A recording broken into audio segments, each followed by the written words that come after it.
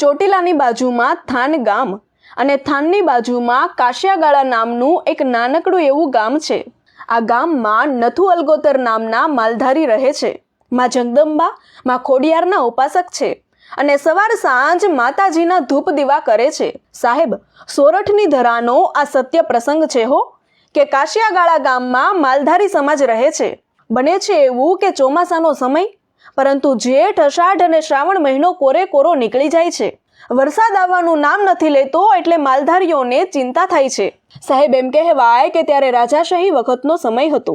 વરસાદ થયો નથી એટલે વાંકાનેર સ્ટેટના દરબાર કહે છે કે બધા માલધારીઓને ભેગા કરો અને એમને કહો કે વર્ષ મોડું છે એટલે એમને જેટલી જોઈએ એટલી નિરણ મારે વાંકાનેર રજવાડા તરફથી આપવી છે. ટૂંકમાં વાત કરું તો બધા માલધારીઓને ખબર પડે છે એટલે તેઓ આવે છે અને જેને 25-50 જેટલી પણ ભેંસ હોય એટલી નિરણ લઈ જાય છે.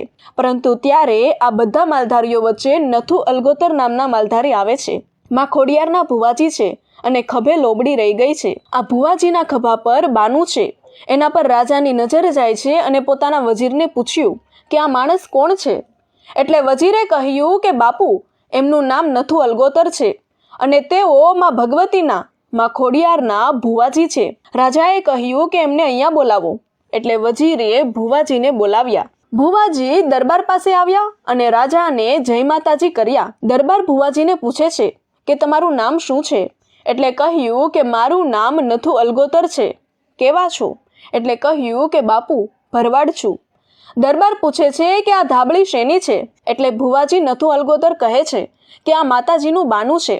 જ્યારે મઢમાં રાવળ દેવ ડાક વગાડતા હોય ત્યારે આ બાનું ઓઢીને, આ ધાબળી માથે ઓઢીને અમે અમારી વસ્તીને ખમાયું આપતા હોય એની આ નિશાની છે. ભુવાજી આટલું બોલે છે ત્યાં તો દરબાર કહે છે, ભુવાજી, તમને એક વાત કરું? હા, કરો ને. એટલે કહ્યું કે તમે માતાજીના ભુવા છો, ખભે ધાબળી નાખીને ફરો છો અને વસ્તીને ખમાયું આપો છો. તો જેઠ કોરો ગયો, અષાઢ કોરો ગયો અને શ્રાવણ પણ કોરો ઉતરી ગયો. હવે વરસાદ ક્યારે થશે એ કહી દો. સાહેબ, ચારે બાજુ માલધારીઓ ઊભા છે અને ત્યારે વાંકાનેર સ્ટેટના રાજા ભુવાજી નથુ અલગોતરને પડકાર કરે છે કે કહી દો વરસાદ ક્યારે થશે તો હું માનું કે માતાજી છે. અરે તો હું માનું કે દુનિયામાં સાચા ભુવા છે. બાકી ધાબળી ઓઢવાથી ભુવા ના બની જવાય. બોલી જાઓ, વરસાદ ક્યારે થશે? સાહેબ, એમ કહેવાય કે જ્યાં બીજી વાર પડકારો થયો ને ત્યાં નથુ અલગોતર નામના એ ભરવાડના દીકરાને થરથર ધ્રુજારી આવવા લાગી હો. પગ બળી જાય એવો તડકો હતો અને ત્યારે ભુવાજી નથુ અલગોતરે એટલું કહ્યું હતું, બાપુ, ક્યાંય વાદળ છે? તો કે ના. વરસાદના એંધાણ છે?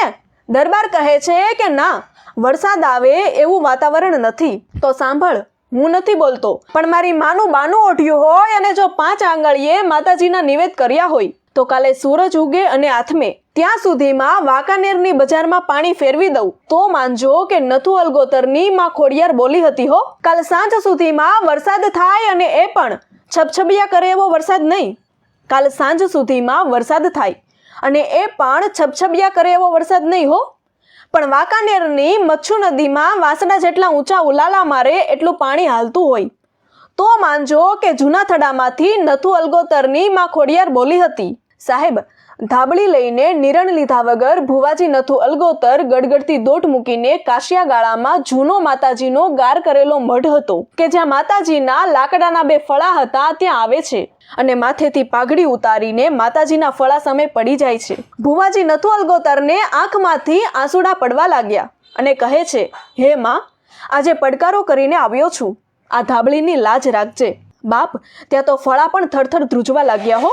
બીજા દિવસે સવાર પડી અને સૂરજ ઉગ્યો, પરંતુ ક્યાંય પણ વરસાદના એંધાણ પણ નથી. આ બાજુ ભુવાજીએ પાણીનો ઘૂંટડો પણ નથી ભર્યો અને મઢમાં બેઠા છે અને કહે છે કે મારી માં, મારી આબરૂ તારા હાથમાં છે. કાં તો વરસાદ આવે અને નહીં તો તારા મઢમાં માથું પછાડીને આ ખોળિયું ખાલી કરી દઉં. હે માં ખોડિયાર, જો તારું બાનું ઓઢ્યું હોય અને 5 આંગળીએ નોરતામાં ધૂપ દીધા હોય તો મારી આબરૂ ના જવા દેતી. એટલી વારમાં તો ઉત્તર બાજુથી ધીમે ધીમે વાદળા બંધાવા લાગ્યા. આ બાજુ માં ભગવતીને બાનાની લાજ રાખવી અને વાંકાનેરના પાદરમાં વરસાદ વરસવા લાગ્યો હો.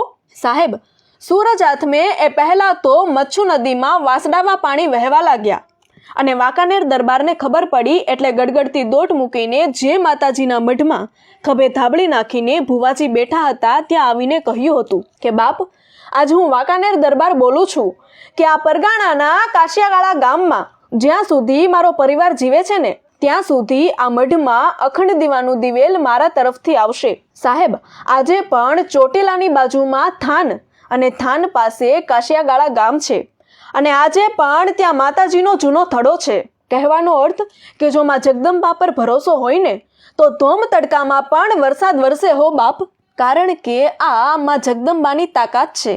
વિડીયો પસંદ આવ્યો હોય તો વિડીયોને લાઇક, કોમેન્ટ અને વધુમાં વધુ શેર કરો તથા આવા અન્ય વિડીયો જોવા માટે અમારા ફેસબુક પેજ કાઠિયાવાડની વાતોને ફટાફટ ફોલો કરી દો. ધન્યવાદ.